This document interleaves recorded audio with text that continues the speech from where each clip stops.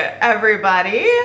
It's Allie, and welcome to our Y&R Chat for Sunday, September 1st, 2019. I feel absolutely guilt-ridden this week because for weeks I've been theorizing that Chloe was gaslighting Billy into having these crazy town hallucinations about Delia.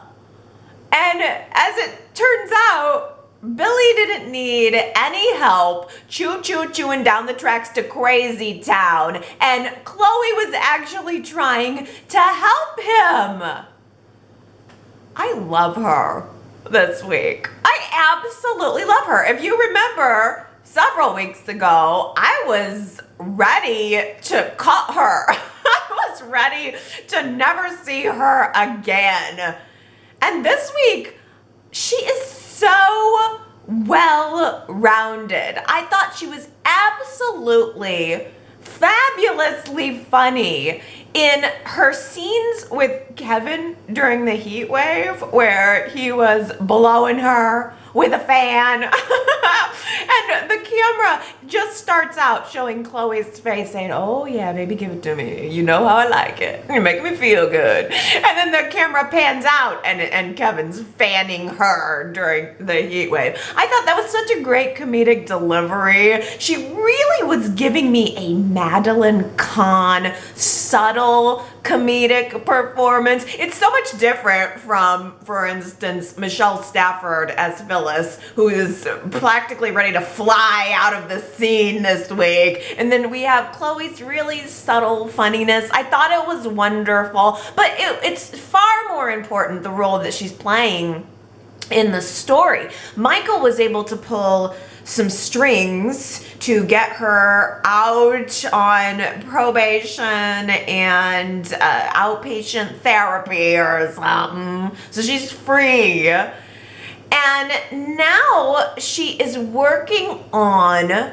redeeming her own character. This week, she saved Billy. She saved Adam. She's apologizing to Chelsea. But the best part about Chloe this week is that she is providing us with the exposition that explains Billy's motives. Chloe is trying to tell us what Billy's frame of mind is. He's the one that's got the forward momentum in the story, and without Chloe, we don't have any idea what the heck he's doing. We need Chloe to remind us that Billy's rage is not logical. Like, if we're looking for some kind of logic in what Billy has done this week, we're not going to find it. Chloe's telling us that what's happening to Billy is mental illness. And she is going to splint his leg and hold him captive in the Chancellor Boathouse until she can get through to him, damn it. It is insane. This week is insane. Oh, Billy. The thing is, though, Chloe cannot quite fill in all of the blanks here. Billy, or maybe it's Y&R, I'm not sure, is missing some of the pieces on the film strip of the story of what happened to Delia that night, what actually happened on the night that Delia died. Adam didn't target her. Adam didn't chase him around his apartment the way we saw in Billy's dream sequence again this week. Adam wasn't some villain who was hunting down Delia. Adam and Delia were both in the wrong place at the wrong time. In some ways, Adam and Delia were both victims of that incident. It was a horrible, horrible accident. And the truth is that it feels like it's not really totally being addressed by Billy or by Y&R. The truth is that what is rotting away at Billy's psyche is different from the grief-stricken rage that Chloe felt toward Adam, that Chloe describes to us this week. Billy isn't just motivated by grief and rage. Billy is being eaten alive by his own guilt. Billy left his daughter unattended in the car that night, and that is why she wandered into the road. That is the evil little gremlin that Billy or Y&R is not really addressing properly. We first saw hints of Billy coming unglued the week of June 24th through 28th, 2019. That was when he first picked up the gun in the Abbott family living room. It was located inside of a desk. He picked up the gun, he looked at it. We started getting some signals that things were taking a dark turn with Billy. So that was at the end of June. Here we are at the beginning of September. So for 2 months straight, 8 weeks, we've had near weekly incidents with Billy where he's being ominous, he's doing something ominous, he's saying something ominous, and never really, to the best of my knowledge and memory, did he talk very much about his own culpability. I mean, he had some scenes with the psychiatrist, and I do think he talked through his own what ifs, but it wasn't enough. It wasn't a big enough part of the story. And Billy also didn't really talk very much about the fact that he had made peace with Adam before the cabin explosion. Billy even spoke out in support of Adam at Adam's sentencing hearing. I mean, Billy did kind of talk to Chloe this week and establish that he tried to forgive Adam, but said that he ultimately could not. And so for 2 months now, since the Billy ominous stuff started, I've been saying, and we've been saying, I mean, it's a comment I'm seeing over and over and over and over and over again. Why now? Why is this coming up now? Why is Billy having this problem now? Why are we revisiting this story now? Delia died 6 years ago, almost to the day, the month.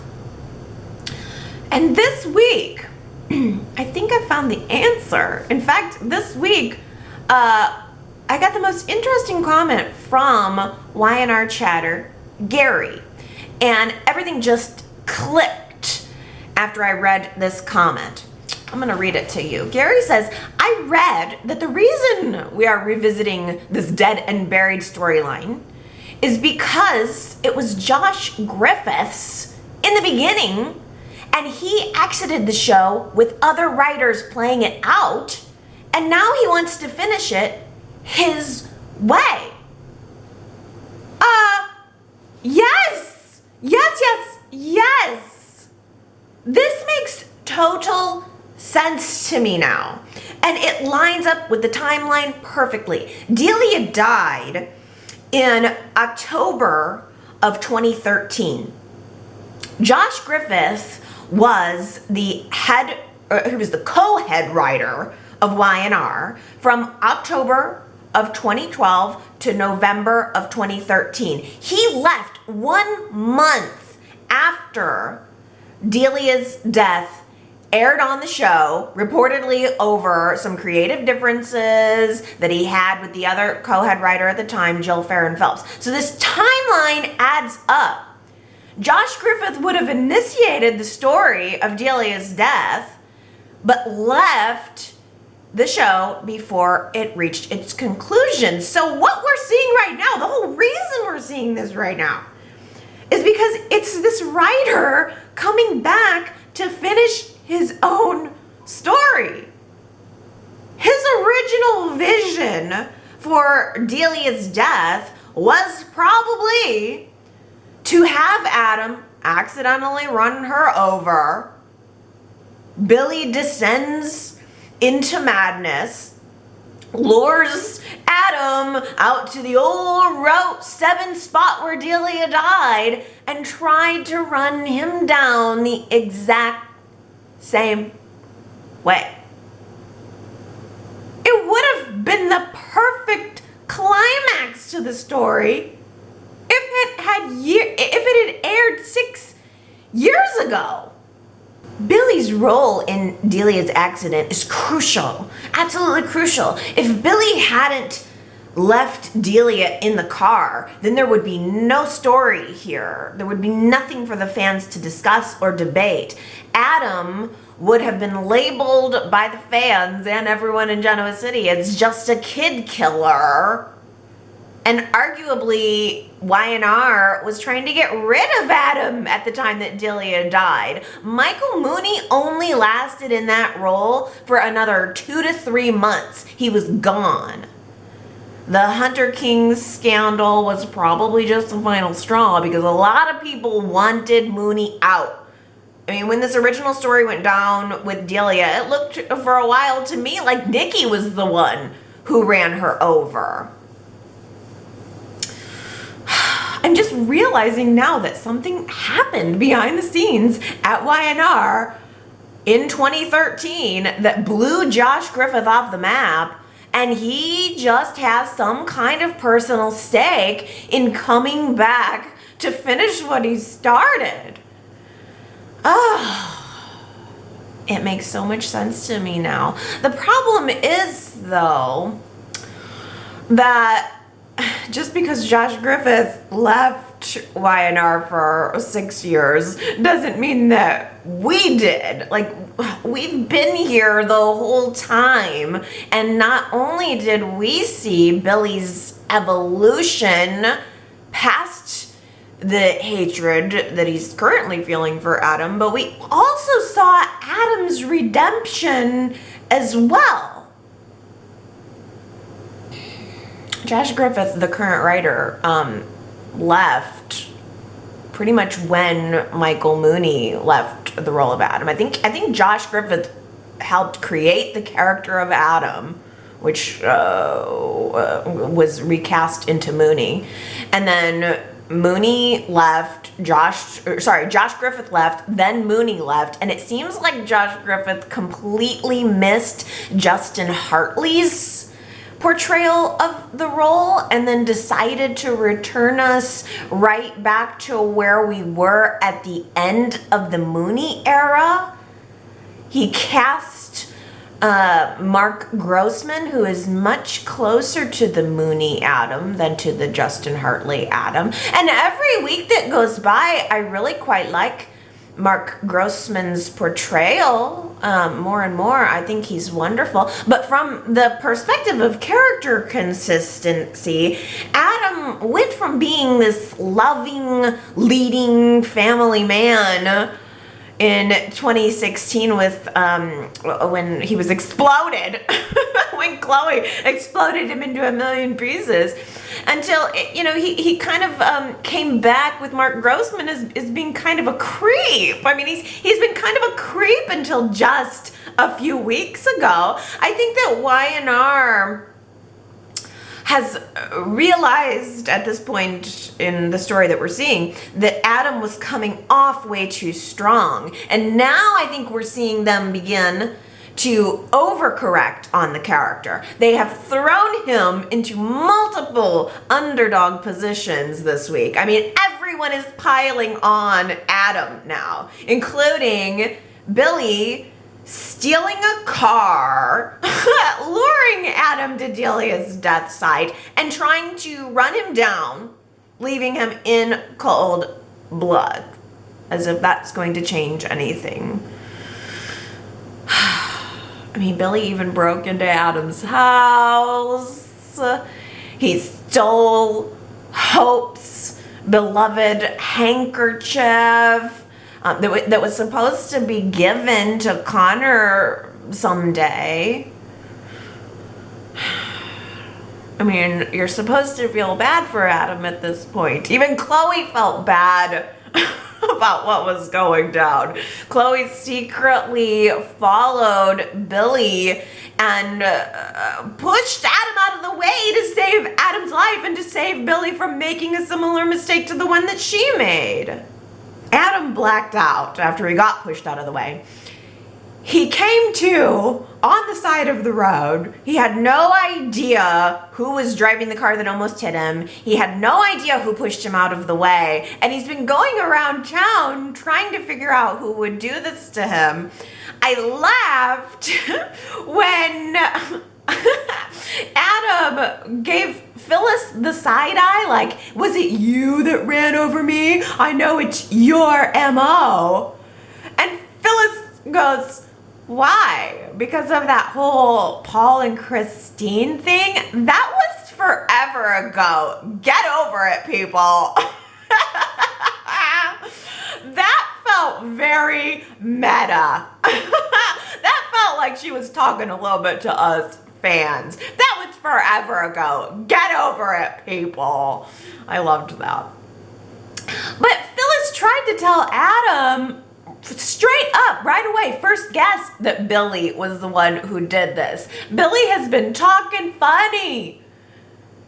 Just last week he was talking funny to Phyllis and she got a dark vibe. But when Phyllis brought up immediately that it was Billy, Adam dismissed it immediately. His first response was, no, it's not Billy. I already ruled him out. Wait. How come?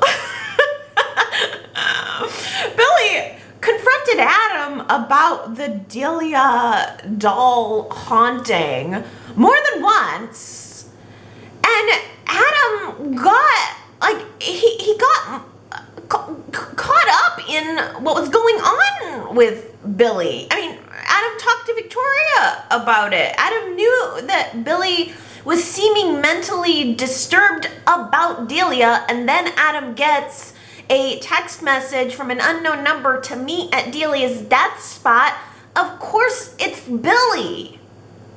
Billy has also been going around town talking to anyone who will listen about how much he hates Adam. It's like really obvious that it's Billy, but instead Adam thinks that it could be Victor. Phyllis was the one who planted that seed. It was one of her suggestions that Victor could want to get Adam just out of the way. So Adam goes to confront Victor, and I have to tell you, that scene gave me chills. That scene right there is the whole kit and caboodle. It's the whole reason that Mark Grossman was cast. It's the whole reason that Adam was brought back. It was everything. Adam versus Victor is like the whole show. Is the best part of it. I mean, I think it's because I understand Adam's distrust of Victor. I know the history of that father-son relationship, but I also understand Victor's disappointment in Adam, and so it was double heartbreaking on both sides. That look of confusion on Victor's face when Adam actually accused him of trying to turn him into roadkill. And also using Hope's handkerchief to do it. I was dying. Eric Braeden is so good. Just the look on his face of like, I would never do that. I didn't try to kill you, son. Like, I disagree with you and your actions, but I didn't try to kill you. And I certainly wouldn't use your dead mother's handkerchief to do it. Just, I mean, it's just the look on Eric Braeden's face, the look on Victor's face said it all. It was so good. And then as Adam, who, by the way, was looking more and more disheveled as the week went on, you could tell he looked like a man who just had a near-death experience. And by the way, nobody cares. I mean, Phyllis was going on and on about her hotel problems, and Adam looks at her and says, yeah, I just almost got killed. Somebody tried to kill me last night. He's walking around with his hoodie on, and his hair seemed like darker and more like, I don't know, he had some different product in it because it seemed messier. I mean, Adam was shook. He shook on multiple levels and for multiple reasons. And to top it all off, Victor tells Adam that Hope would be ashamed of him. The Hope would be ashamed of the man that he has become. I mean, there's nothing worse that you could say to Adam. You could see him crumbling on the inside. It's his worst fear that his mother would be ashamed of him. I mean, honestly, I don't know that anyone could live up to Hope's expectations. But at the same time, this all just makes me remember Hope, her handkerchief, and then talking about her. And Hope was so wise. Hope, she wasn't real judgmental, I don't think. She was just very simple. She saw things very simply, and there was right and wrong, and she tried to do the right thing. And I'm sure that on some level, she would not agree with some of the decisions that Adam has made, but I think she would still love him very much. I think she was a different type of parent than Victor was. And it really cut deep when Victor said that to his son. I mean, so much so. As Adam leaves the ranch, I mean, they have this big blow up, and Adam goes to leave the ranch. He walks out the door halfway, and then he turns around and he walks back into the room, goes over to Victor's chessboard, and swipes all of the pieces off the table. Like, this is not about strategy now. This moment is just him saying, this is not about a game. This is my life. Oh, what a wonderful moment. And then Victor looks down at all the pieces on the floor. It's like the pieces of his family lying on the floor. That was so good, and it was so meaningful. And so much lashing out from Adam, right? Wasn't it last week that he also threw a glass at the wall? I've got to at least give Victor some credit for caring, because as soon as Adam left, Victor did make a phone call to someone to try to find out who actually did lure his son out there and try to kill him. I'm kind of wondering if maybe Victor is going to have a private eye, and he's going to ultimately follow Chloe, who will lead him to Billy. I'm wondering if Victor's going to be the one to discover that Billy was driving the car, and maybe he will reveal the truth to Victoria. Billy told Victoria that he's off on a business trip, and she's already caught on to that lie. She has already known that something is up with him, but maybe Victor will enlighten her fully. Maybe Victor will bust Billy. Maybe he'll even earn a few loyalty points back with Adam. I don't know, though, because Adam is forming a new plan for revenge on Victor as we speak. He's working with Phyllis to do it. We saw in the previews that Adam is asking Phyllis to hack into Nate's computer. Of course. Hack into Nate's computer to get Victor's medical records. I don't know, didn't we already see Nick or JT or Nick masquerading as JT releasing Victor's medical records to the public to hurt his company and destroy his reputation? I can't remember exactly what it was, but I can't imagine that we're going to be headed down that exact same path again. And also, Adam made a comment to Phyllis at the tail end of Friday's show about how he wishes that he could show Victor that Victor's not invincible. So I'm kind of wondering if Adam and Phyllis are going to try to hack into Victor's medical records and change them to try to make it look like his treatments aren't working. Victor had a couple conversations this week where he seemed perfectly fine. I think he told Summer that his treatments are working. He's on the mend. And I'm almost kind of wondering if maybe Adam and Phyllis are gonna work together to try to make it look like his condition is worse than it is? Are they gonna maybe try to gaslight Victor into thinking that he's dying? Adam drops the custody lawsuit for Christian. Once again, I think that this is the writers overcorrecting for their previous mistakes with the Adam character. It doesn't make sense that Victor's crackpot restraining order was enough to send Adam back into the shadows licking his wounds if what he really wanted was custody of his son, which is what we were led to believe, that he wanted his family. But now he's had a complete change of heart, and it's not character consistent. It is meant only to push the plot into a new direction, which is fine with me. Adam showed up at a meeting of the Newman family, which did not include him, and he delivered a document to Nick that told him he was dropping the lawsuit, says he wants to do what's best for Christian, and he wants to give Christian back to Nick, but he also wants to declare war on the Newmans, because that's where the story is. I mean, that's great. I agree, that's where the better story is.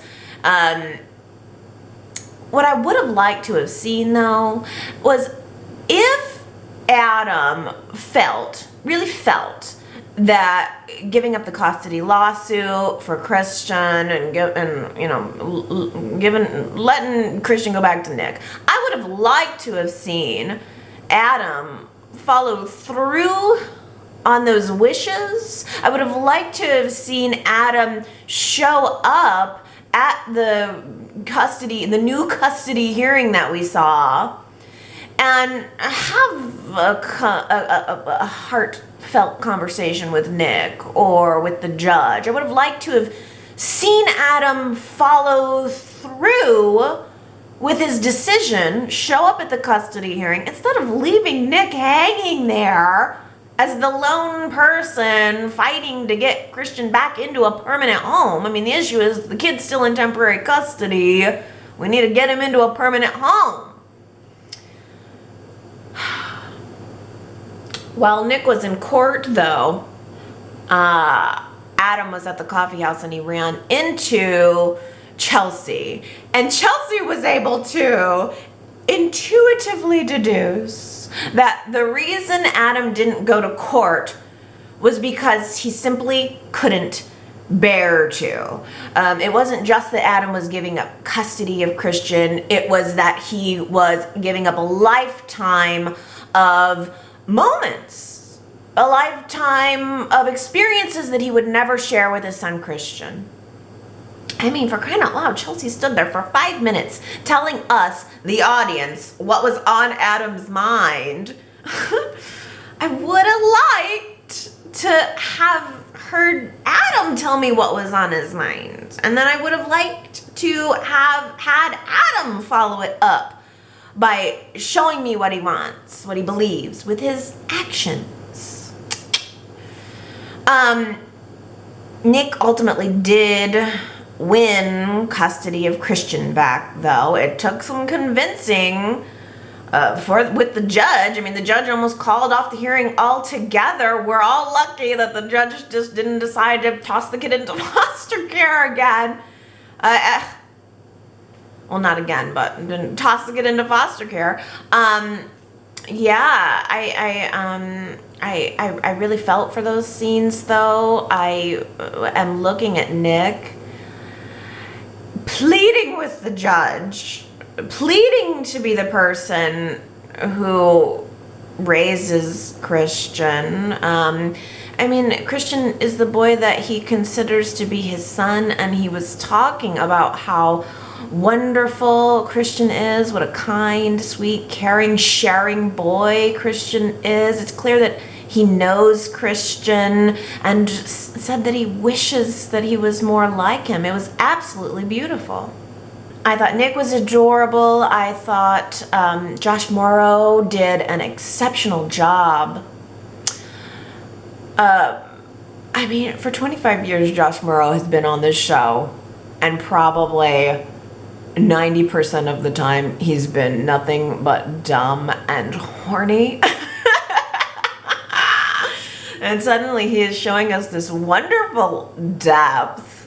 I really quite loved it. But if Y&R wants to really put a pin in this story, we need to see Nick follow through with a goodwill gesture of his own. Adam, after the custody hearing was over, did ask Nick if he could have some elective visitation with Christian, and Nick very quickly turned him down. I can see why Nick is hesitant. I think Nick is right to be cautious around Adam. Adam just showed up at that Newman family meeting to declare war on them. But this paternity genie cannot be put back into the bottle. Nick and Adam have to work together to find some room for Adam in Christian's life. And I don't think that's what Y&R is going to do. I think they're just going to drop it. But I don't think they should.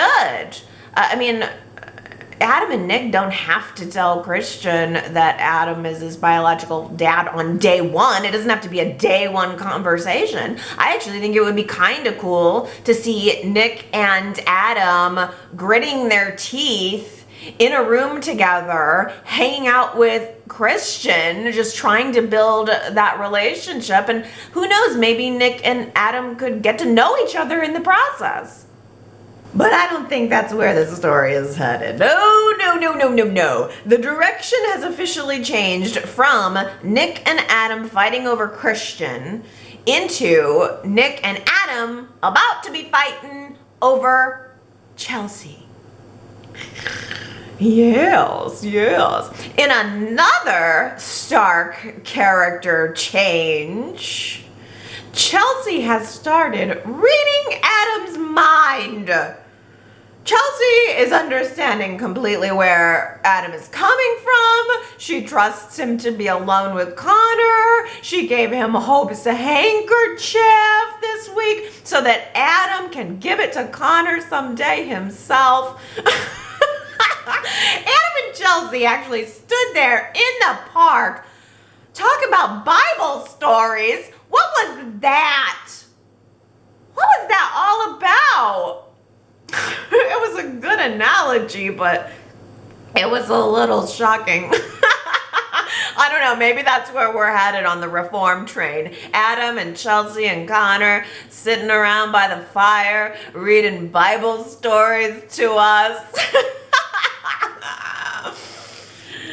Nah, I don't think so. I'm just kidding. The only fire in these people's lives is taking place in their pants. Nick and Chelsea finally got around to making love this week after acting all coy, like there was nothing going on between them last week. And this week, Chelsea was finally like, Calvin who? I don't know no Calvin. Forget about that old guy. Yes, it was a beautifully lit lovemaking scene. I thought it looked very nice. Y&R made sure to incorporate several of our classic musical score pieces. It was classic music over the Nick and Chelsea lovemaking scene, and it was classic Y&R music over all of the scenes at Nick's house, including the ones where Nick brought Christian home and introduced Christian to Chelsea and Connor. So, are you guys feeling the Nick and Chelsea magic? It feels somehow temporary to me. Maybe because I feel this story shift and I think we're headed maybe into a triangle with Adam. But, you know, overall, I think that Nick and Chelsea are a nice couple. We have a lot of nice couples on the show right now. I just feel so gypped. I feel so cheated. I'm still trying to figure out what the real scoop was about Chelsea's last marriage. Why would she leave Nick to go off, hook up with Calvin, only to come back and reunite with Nick again? I mean, okay, I guess. My husband's been dead for 2 months, so that's long enough of a waiting period, right? One piece of this Newman family puzzle that I am particularly enjoying is how Abby fits into it. I loved how Adam paid a visit to Abby to hand deliver the sale papers for the Grand Phoenix Hotel. And when he showed up, she looked at him suspiciously, as if there was some secret clause in the contracts or some kind of ulterior motive coming from Adam. I mean, again, considering that Adam stood there in Victor's office the day prior vowing revenge against them all, I could see how she would be suspicious. But Adam had this great moment of saying to Abby, hey, I wasn't making those threats against you. You've never done anything to me. So as long as you keep it that way, then we're gonna be just fine. So consider this both a truce and a warning. Oh, that line was so good. Consider this a truce and a warning. Oh! Good. And the look on Abby's face when she was talking to him said to me that she is seeing a little something more going on behind the scenes there with Adam. Like she's willing to maybe pull away some of the layers of the onion. And I think that that would be very interesting to see Abby maybe developing even a friendship with Adam. I mean, despite the war that is going on in the Newman family, maybe she could start to identify with Adam. I mean, the Newmans don't consider Adam part of the family. And they certainly barely consider Abby a part of the family. I mean, they barely consider her at all, except for when there are sides to take. You can bet that Victor and Nikki and Victoria and Nick are all going to want to pull Abby over to their side. They're going to want to gain her as an ally. But what if she just says no? What if she says, I don't want to play this game? Or better yet, what if she says, I agree with Adam? The Grand Phoenix Hotel has been promised and delivered. Check, check. Check, check. So what do you think? The Grand Phoenix Hotel, is it a hot hotel or is it a house of flop? That's our poll question for the week. What do you think? YRChat.com. Are you loving it? Are you disappointed? I do have one little tiny criticism of the Grand Phoenix Hotel. The name doesn't match the decor. The new place is so pink. It's pink, pink, pink. And don't get me wrong, I love pink, but pink doesn't exactly match up with the theme Grand Phoenix. Grand Phoenix should be gold and red and fiery, and this place is a little bit girly. I don't know. I'm shocked that we actually got the pink pool table that we were teased. How many people do you think will end up having sex on that pink pool table before all is said and done? And also, we should place our bets on who the first people will be to have sex on the pink pool table. My bet is Theo and Summer. I can see Theo and Summer getting down on the pool table. Theo is still working PR for the hotel project, dragging Summer into the middle of the whole drama with her mom. Theo had asked Summer to be his date at the hotel grand opening, which is supposedly taking place next week.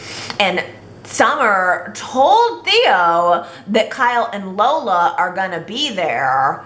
So I'm pretty sure there's gonna be some drama around that, and I could totally see Theo and Summer doing a love-hate romp. on top of those billiard balls next week, maybe. I don't know. Somebody gonna do it. Only question is who. But anyway, so far I really loved the room. I loved the LED fireplace. I am gonna get one of those. LED fireplaces are so beautiful and they're not that expensive, so I'm gonna get one for my bedroom. I've already been shopping. Before this even came up, I was like, I want one of them LED fireplaces for my bedroom. I think there is, I think the one at Society is not LED, not the same thing, but Nick has one of those fireplaces too, and they just look so good. Yeah, I want one. I think overall the hotel decor does look very nice. It just doesn't match the theme. And the other thing is, I'm not sure it totally looks like Phyllis would have picked all of that out. Phyllis doesn't seem really girly and pink, and I don't know. That was her big beef this week. The fact that not only did Abby and Chelsea boot her out of the hotel deal, but they kept all of her ideas too. I mean, she was personally offended that they kept the name Grand Phoenix, so much so that Phyllis decided to make a scene by screaming out, "Caw, caw, caw!" That was crazy. I mean, and entertaining if you ask me, but crazy. I can so see why someone would not be loving Michelle Stafford as Phyllis. I could see how anybody would be annoyed with her in that moment because it was so big and it was so over the top, but I'm just in love with her. I can't help it. I mean, if there's any instance of me being open to changing my mind, it's this, because I was dreading Michelle Stafford coming back. And just for me, for some reason, she is just like totally worth the price of admission for Y&R right now. She is the Courtney Love of daytime. You just do not know what she's gonna do. You don't know what you're gonna get. It's so entertaining. Not taking anything away from Gina Tognoni, her portrayal was totally different and nuanced, you know, and it was just like it had its own wonderful qualities about it, but Michelle Stafford is blowing me back. Michelle Stafford as Phyllis is the Courtney Love of daytime, and Sharon is the Britney Spears of daytime. Those are my two correlations for the week, because, okay, Sharon, like Britney Spears, is like beautiful and talented and wonderful, and you're rooting for her, but she's also fundamentally unstable, and you just know that at some point she's gonna screw it all up. Sharon confessed to Mariah this week that she slept with Adam, and that's why she and Ray broke up. And that Sharon is also pretty sure that Ray wouldn't take her back now, even if she tried. Sharon seemed to have a lot of regret about what happened with Ray. And Ray also, at the same time, got some encouragement from Lola and Celeste to get back together with Sharon. Before Celeste had her tearful goodbye with both of her two remaining kids in Genoa City, she made a point to give them some wisdom and some advice, which for Ray, it seemed, was like to maybe get back together with Sharon. It seemed like both Lola and Celeste were pushing him to get back together with Sharon. And I can't help but think, though, that if Lola and Celeste knew the reason why Ray and Sharon broke up, they wouldn't have been gushing so hard about how happy she made him. I really loved Ray and Sharon together, but I honestly don't want them to get back together now. If Ray and Sharon were to get back together now, I'm gonna feel disappointed. And I guess it's just because ultimately they would not have resolved the one and only real issue in their relationship, which was that Sharon loves and wants Adam, not Ray. Kyle and Lola returned from their honeymoon wearing matching shirts. Okay. For any non-Kyle and Lola fans, I can see how this would be irritating. There is nothing quite on the same level of irritating as a couple who dresses in identical clothing. It is like a whole nother level of cheese that is unacceptable.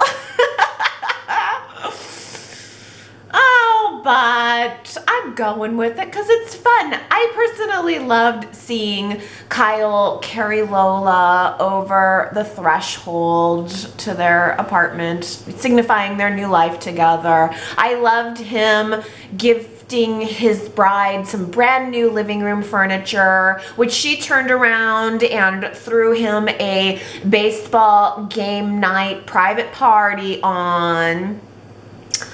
Oh, Kyle and Lola. And then we had the broken air conditioner. Kyle did his best, his very best to install an air conditioner on his own, which, I mean, depending on the unit, is actually pretty complicated if you don't know anything about HVAC. So I was giving him some props for that, and he did the whole thing shirtless. So, I mean, I'm fine with it. Lola was fine with it. That heat wave created a whole lot of reasons to get us shirtless this week, and that's a thumbs up from me. Oh, I honestly cannot believe how difficult it is for these two to keep their hands off of each other. Like, it seems to me as if Kyle is insatiable. Every time she turns around, he's trying to peel her clothes off. And I am not complaining. I'm just taking notes, okay? If Celeste hadn't made that comment already about when Kyle and Lola are gonna start making babies, I would be thinking right now that Lola has got to be pregnant, or she's gonna be getting pregnant any minute now. Or maybe she is already pregnant. That's a possibility. Is there any chance that Kyle's boring little secret is gonna come out and then we're gonna discover that Lola is pregnant? That secret's gotta come out. I think it's coming. I think it's about to. I think next week is the week. Because Kyle ran into Summer just this past week, and he was talking about his other run-in with Theo, and they started opening up about it. Summer actually told Kyle that she knows all about the secret that Theo and he are keeping, and Summer encouraged Kyle to just tell Lola. But as Kyle put it, Lola freaked out at even just the PG version of what his life was like in New York. He doesn't want to take the chance that she's going to have a bad reaction to learning the truth.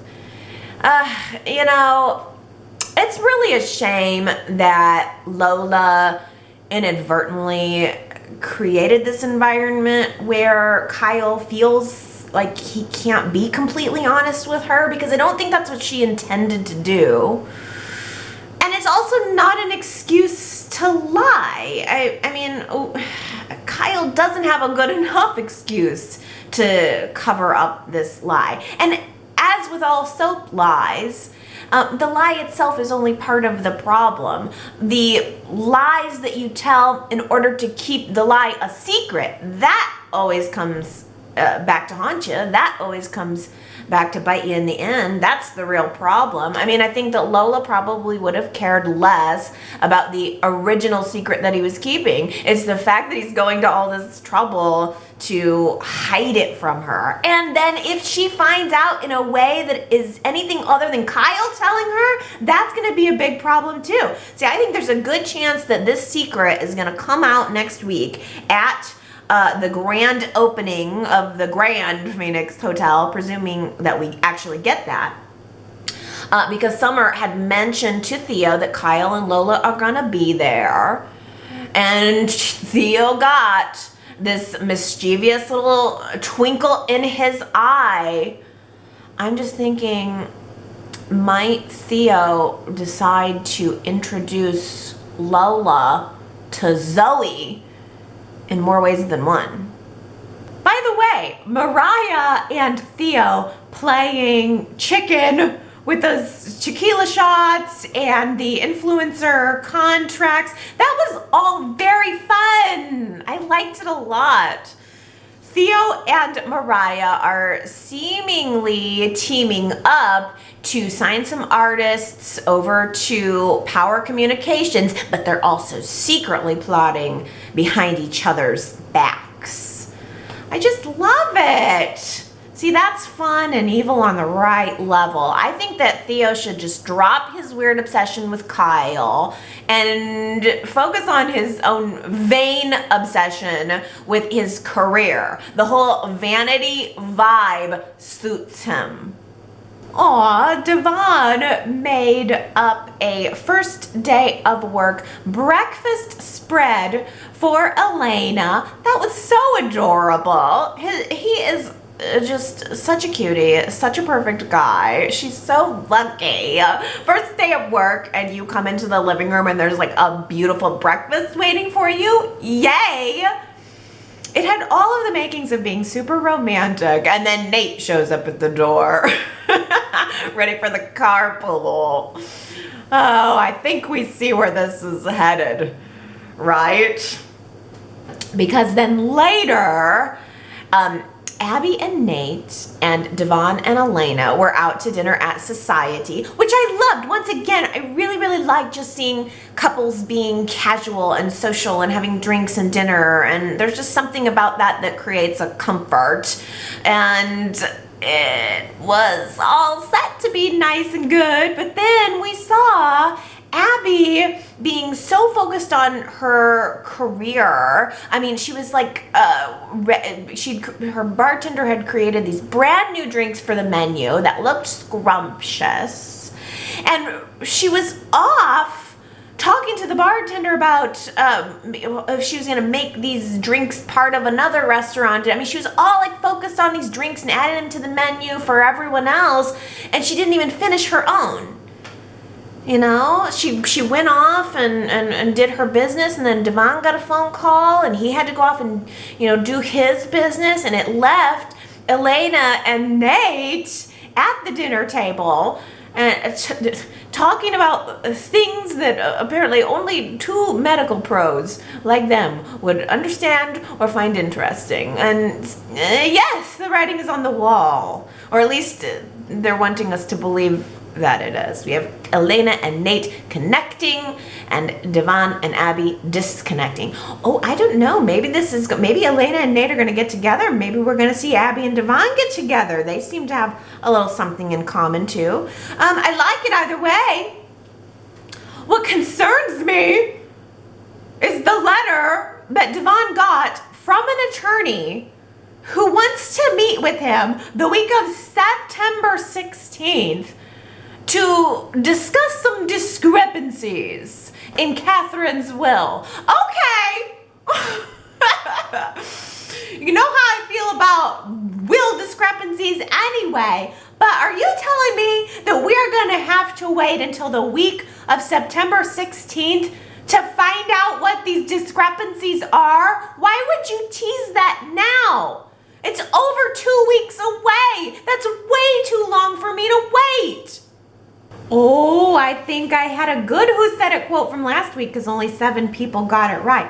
The quote was, "I've taken a few trips around the sun." And it was Jack saying that to Celeste. She had asked him, "How did you become so wise?" And he said, "Well, I've taken a few trips around the sun." I love that line. I've never heard it before, but I think that's a really cool way to describe your age. I just love that. What a good moment. Jack has a lot of good lines, really. Sometimes I have to resist picking all of Jack's lines. But 7 people guessed that it was Jack. Congratulations, Jamie, Keisha, Sharita, Henry, Jillian, Wendy, and Ambreen. I don't know what it is about these celestial or cosmic quotes that we're getting right now, but I've got sort of another space quote this week. I don't know. We'll see if you know who said this. If I could bend the laws of time and space, I'd take a mulligan on a lot of things. If I could bend the laws of time and space, I'd take a mulligan on a lot of things. Now, I had to look up what the heck a mulligan was. I guess it's sort of a do-over. I had to look that up because I had no clue. That line caught my attention mostly because I had no idea what the heck it meant.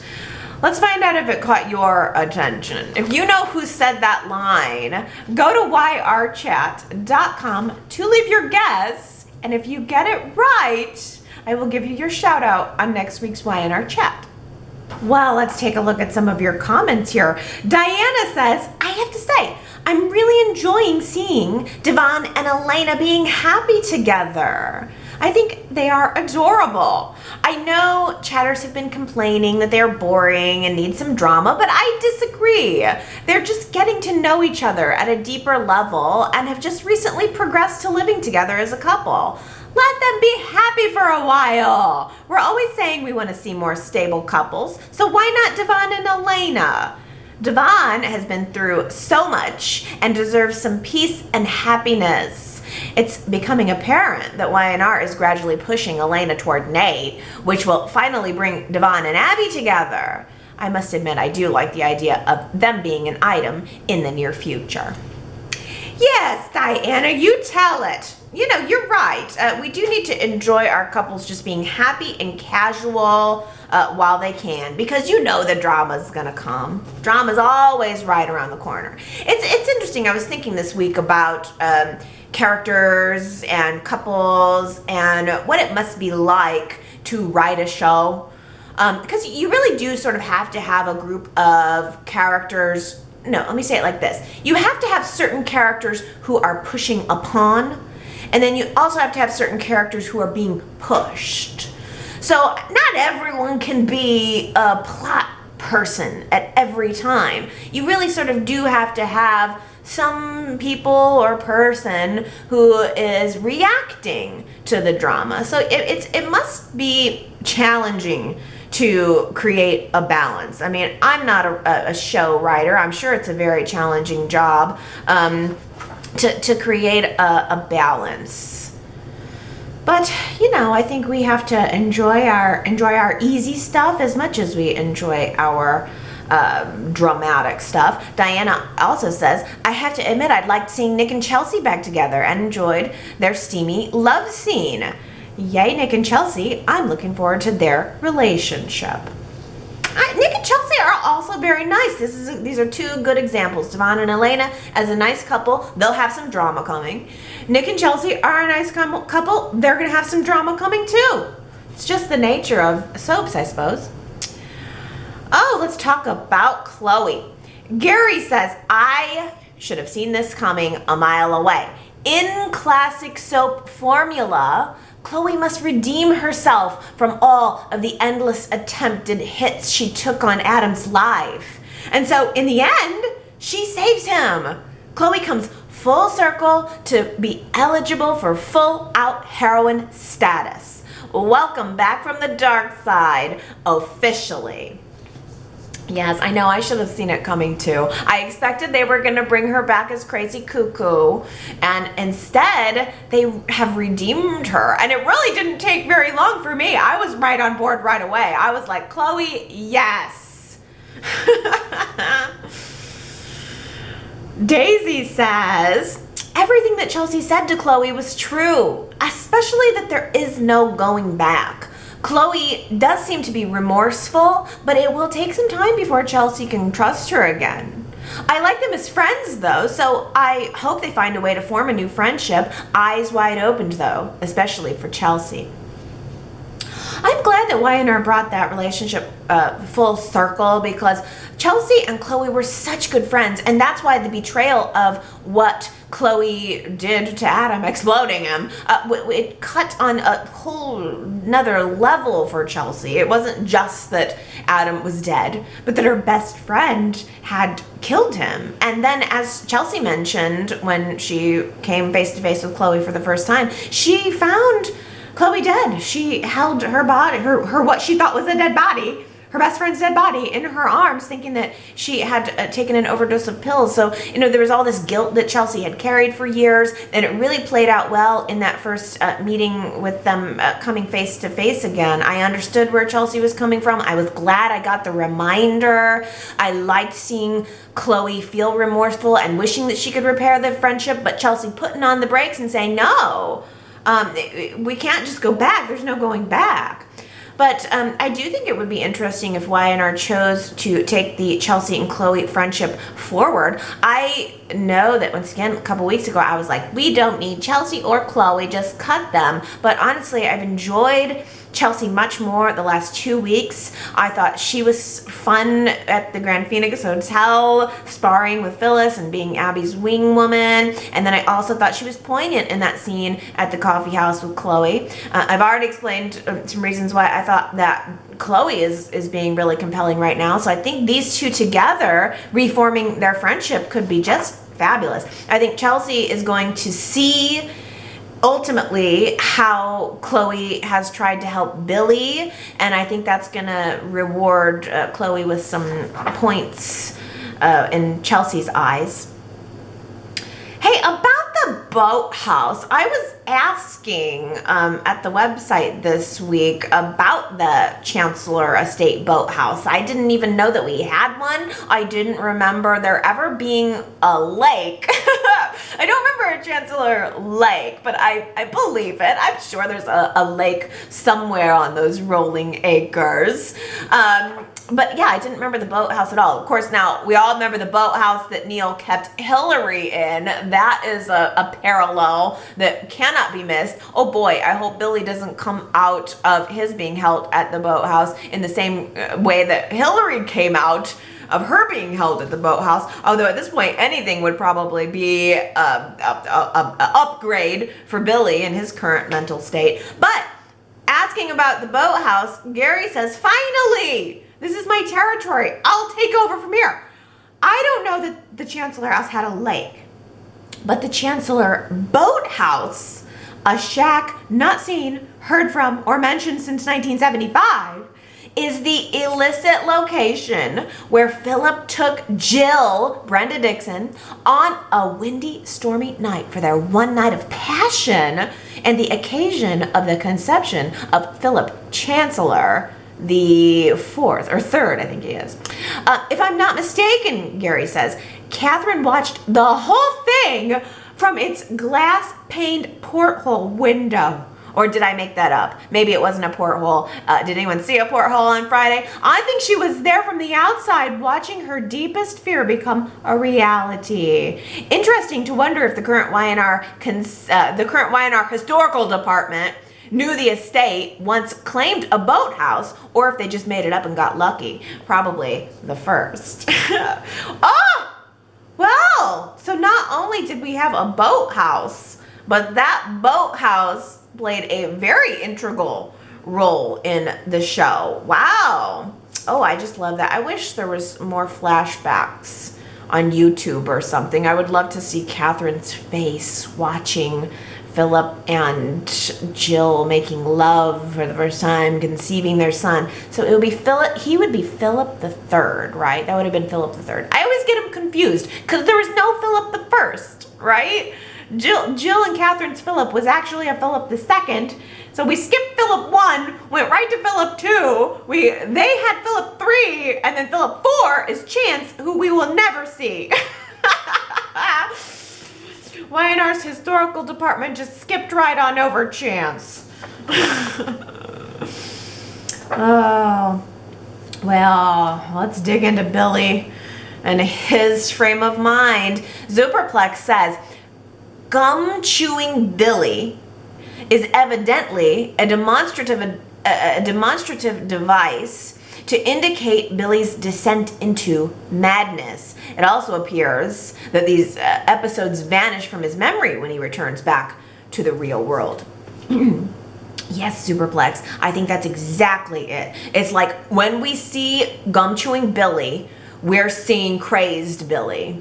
And then when he's tossed the pack of gum away, he has gone back to the Billy that we kind of know. And there was a moment after he was in Adam's penthouse stealing the handkerchief where he came home and he was digging through his pockets and he looked in and he pulled out the pack of gum, and it was almost like he didn't recognize it, or he thought it was weird, or he didn't realize how much of it he'd chewed. There was some sort of puzzlement there. And he tossed it on the desk, not needing it, went off, took his nap, had a nightmare, went back to the desk, grabbed the gum again, put in the chewing, and that's when he left the house and started on this trail of terror where he was luring Adam to the crash site. So yes, I think we are getting some visual clues that he's almost blipping in and out of reality, that maybe we're almost dealing with two different Billies here. And Jamie had left me a very interesting comment this week. Jamie works in a mental health care facility and has some actual real experience on the topic of mental health, mental illness. Jamie thinks that Y&R might be trying to show us Billy having DID, which is dissociative identity disorder, maybe more commonly known as multiple personality disorder or split personality disorder. Jamie says that this is actually a very rare thing and it's somewhat controversial in the medical health care community, but she's hoping that if Y&R is taking this route with Billy, that they are careful and that they actually do it right. Well, Jamie, thank you for your comment. It was really insightful. And I hadn't really thought of Y&R actually taking it into the direction of an actual mental illness like a split personality disorder. I can assure you right now, 100%, they're not going to do it right. They are going to blow it. I hope we're not looking for any kind of reality in whatever Billy is going with, because Y&R's going to blow it. It's going to be the same thing as with Sharon's bipolar disorder. They're going to use it as a plot device to do whatever they need to do, and then maybe they'll address it, maybe they'll get some counseling, and maybe they'll talk about it a little bit, but then it's going to disappear and we're never going to see it again. Maybe it will be referenced sometime in the future. It's also the same thing as Victor's medical illness. I mean, yeah, he's got a rare blood disease that almost killed him. It was life-threatening. And it's going to disappear, and after Adam uses it for whatever he's going to use it for, we're never going to hear from it again. It's Nikki's MS. She's going to have it. Maybe it'll flare up if it serves the plot, and we need to garner some sympathy or something, create an excuse for Nikki, but then it'll flare down and it'll go away. Anytime Y&R does medical stuff, it's just, it's hard to do.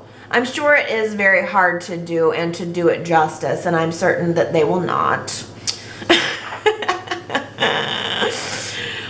Daisy says, I think that the gum Billy has been chewing has been laced with a drug, and that the drug is pushing him to act on his inner turmoil.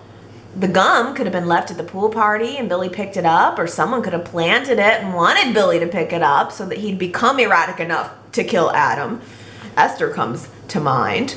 Oh, so see, that's the thing. It's like, okay, well, is Billy blipping in and out of reality? Did he place the doll in the bed on his own? I mean, there's still a lot of questions to be had, but you know, you bring up certainly a good point that it is still in the realm of possibility that somebody is gaslighting Billy or influencing Billy.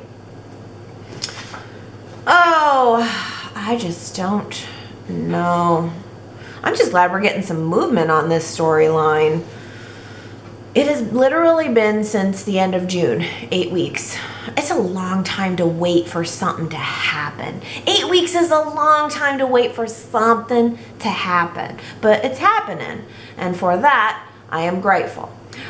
Switching gears, last week I asked you guys if you think that Ashley can be trusted when it comes to this Jabot merger deal.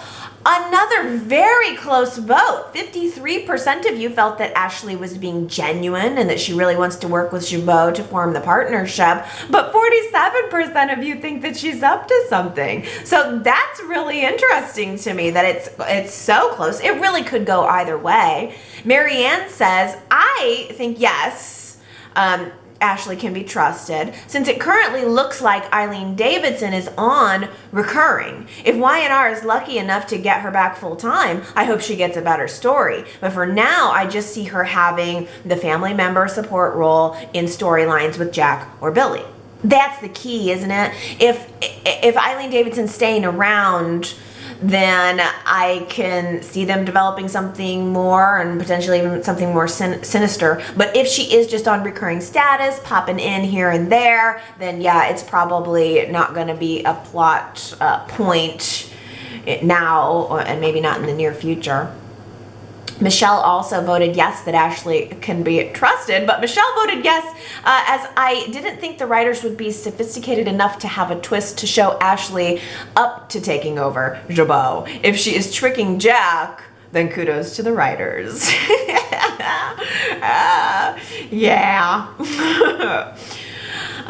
Jamie says, I voted yes, however, I believe that Billy is totally justified in his doubts. Maybe I'm just so very into the idea of merging Jabot and Abbott Exchange to make one super Jabot that I'm willing to forgive way more than I should with all things Ashley.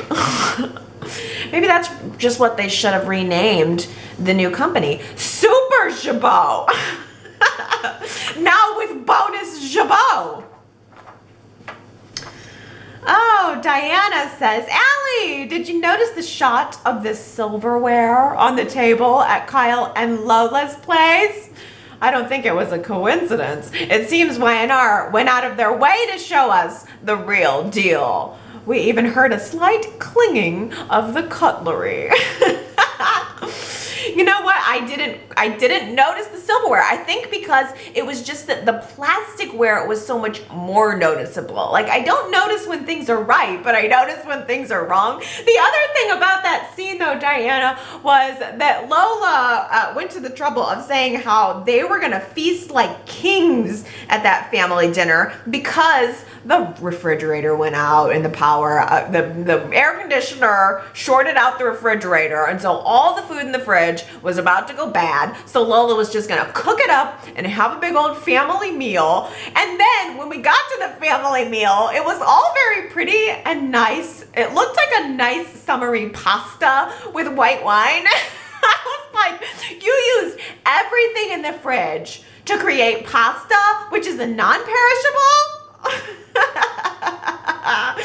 It's ridiculous that I noticed that. See, I notice when something's not right, but not as much when it's right. I was like, really? Pasta?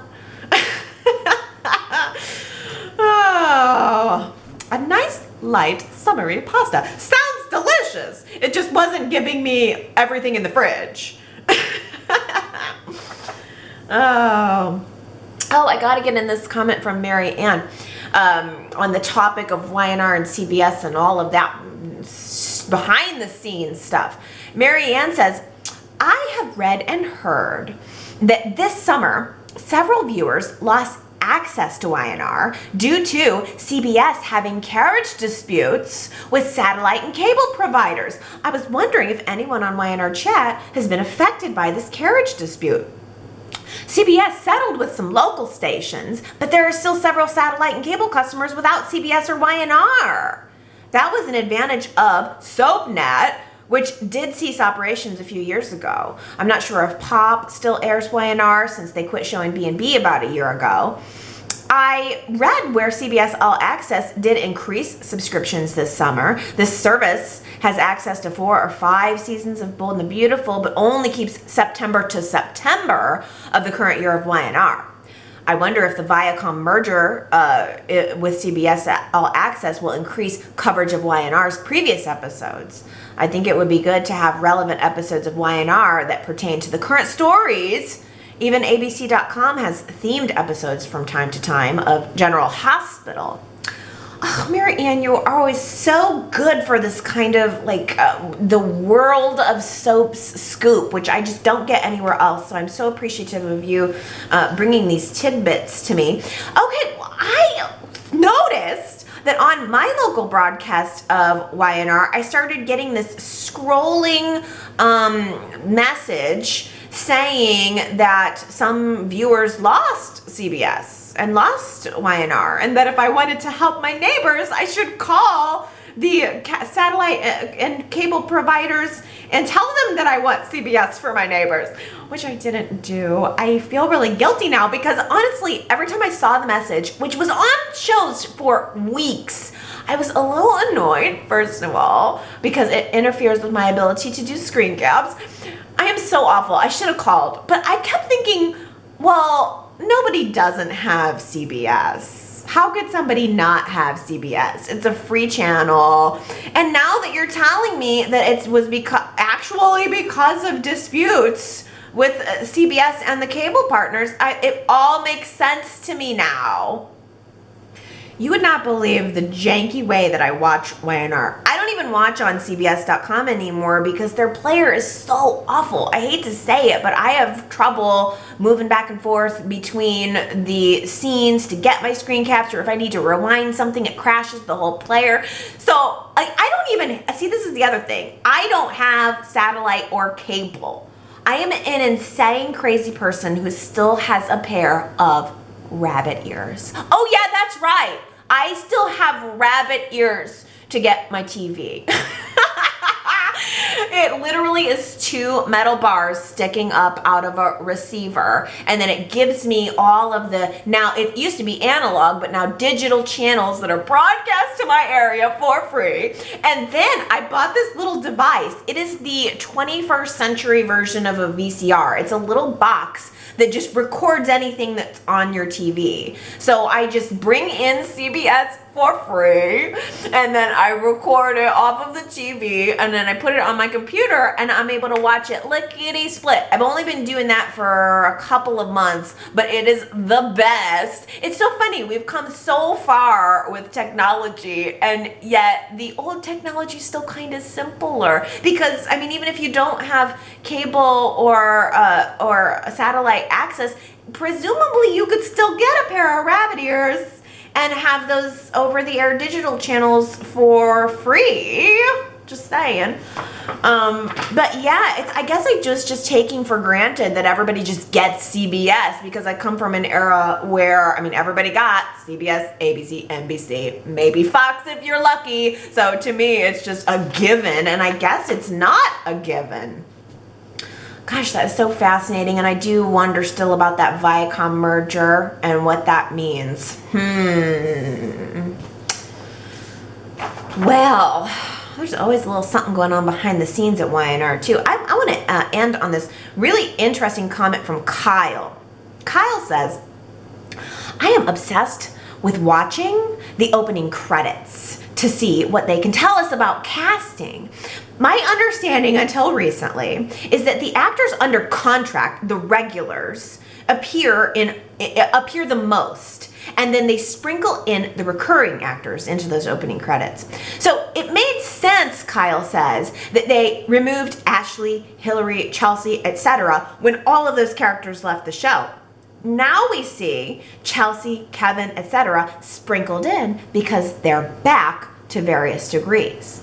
4 notes Kyle asked for us. Number 1, it was good to see Lola and Tessa added recently, although Tessa was a bit of a surprise given her very sporadic storylines. Okay, I have to pause just a second because, yeah, I read that Tessa went off onto recurring. So she went from being a full contract player to being off contract and on recurring status, and it was at the exact same time that she got an opening credit. Okay, moving on to number 2. Kyle says, I keep waiting to see Kyle Michael Miller, too. It makes no sense why he's not in there yet, unless it's because he doesn't want to be for some reason. Okay, I'm pausing. I'm so glad that somebody else is telling me that they have not seen Kyle in the opening credits either. I haven't seen him. I don't know why he's not there. Number 3, the most confusing. Why was Anna added once? It literally aired once, less than a week. It might have even been 2 or 3 days before she announced via Instagram that she was leaving. Do you have any idea why that might be? Well, pausing. The only thing I can think is that they filmed some people actually got the chance to film their opening credits, and maybe it was in the can to be aired at the time where they made the split decision to get rid of her character, and then just as a why not, they slipped it in there as a thanks for your service. That's the only thing I can imagine. And then let's see, number 4, I really like this comment, Kyle. Why hasn't Michelle Stafford been added? I expected her on day 1 of her return, and now it's been weeks and weeks and weeks. It's so confusing. Okay, I agree. What's going on with the opening credits? And here's the other weird little thing that I want you guys to watch for this week. Kyle, you're gonna love this. Someone else mentioned this to me, and at first when they said it, I was like, no, that can't be right. But now I realize it's true. Cameron Grimes, Mariah, is in every single opening credit. Every single one. Every single end credit ends with her turning around as Mariah. And at first I thought, no way, whatever. But then I watched every episode of this week and she's in every single one. So what's up with that? Is Y&R maybe putting pause on our opening credits? Because is there any chance we're gonna get like a new one? Like a whole new format? Are we gonna maybe be getting something new around the corner?